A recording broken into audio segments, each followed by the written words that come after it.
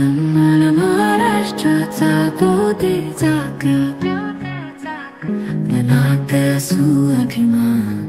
नमस्कार मित्रमैत्रिणींनो, स्वागत आहे तुमचं सलमान महाराष्ट्र चॅनलवर. आज आपण जाणून घेणार आहोत करमाळा शहरातील एका खास आणि भक्तिमय कार्यक्रमाविषयी. करमाळा प्रतिनिधी अविनाश जोशी यांनी सांगितलंय की वेताळपेठ येथील श्रीराम मंदिरात दर महिन्याच्या एकादशीला प्रवचन आयोजित केलं जातं. श्रीराम मंदिर ट्रस्ट वेताळपेठ करमाळा यांच्या वतीने हा भक्तिमय सोहळा साजरा होतो. या महिन्याच्या एकादशीला म्हणजेच 11 जून 2025 रोजी दुपारी 5 वाजता वेताळपेठ येथील श्रीराम मंदिरात हभप मोहनबुवा रामदासी यांचं प्रवचन झालं. हा कार्यक्रम इतका प्रभावी होता की करमाळा शहरातील भाविक भक्तांनी मंदिर परिसर खच्चून भरला होता. विशेष बाब म्हणजे यावेळी महिलांनी मोठ्या संख्येने हजेरी लावली होती. मोहनबुवा रामदासी यांनी आपल्या मधुर आणि प्रेरणादायी वाणीतून श्रीराम भक्तीचा सुंदर संदेश दिला. त्यांच्या प्रवचनातून अध्यात्म, नीतिमूल्य आणि जीवनातील सकारात्मक दृष्टिकोन यांचा संगम पाहायला मिळाला, ज्यांनी प्रत्येक श्रोत्यांना अंतर्मुख केलं.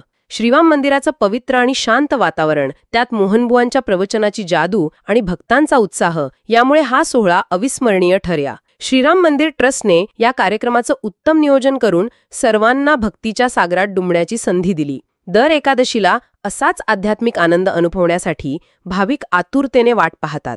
मित्रमैत्रिणींनो, तुम्हाला हा भक्तिमय सोहळा कसा वाटला? तुमच्या गावातही असा एखादा कार्यक्रम होतो का?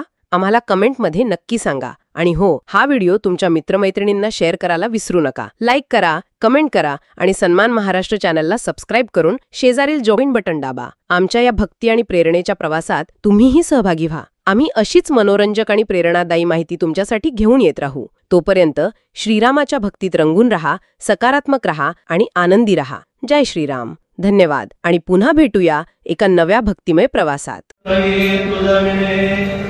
नाही तुझा तारक रामा, तू सकलार्थ पूर्ण करशे, तू तातनी बालक. जय जय. पुढच्या वेळेपासून हा श्लोक लिहून घ्या, सगळ्यांनी पाठ करा. रोज झोपताना हा श्लोक म्हणून बघा.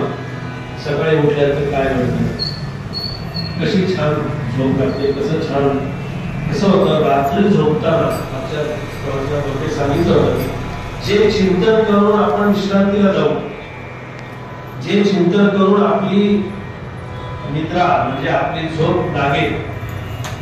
आता काय ते सार्थ हे असं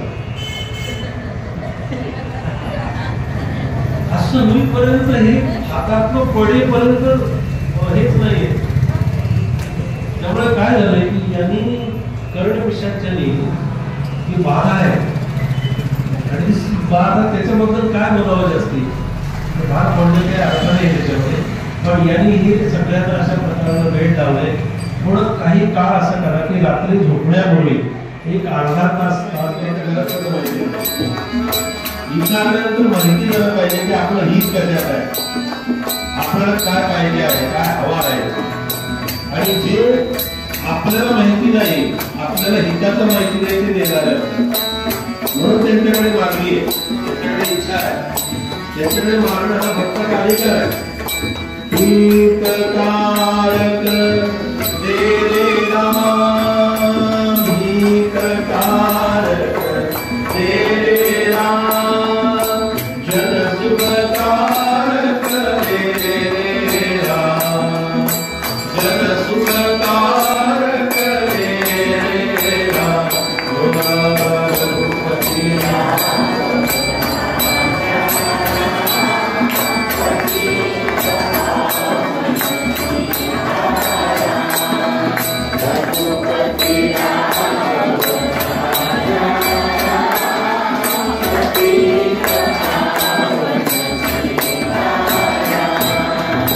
संगीत गाय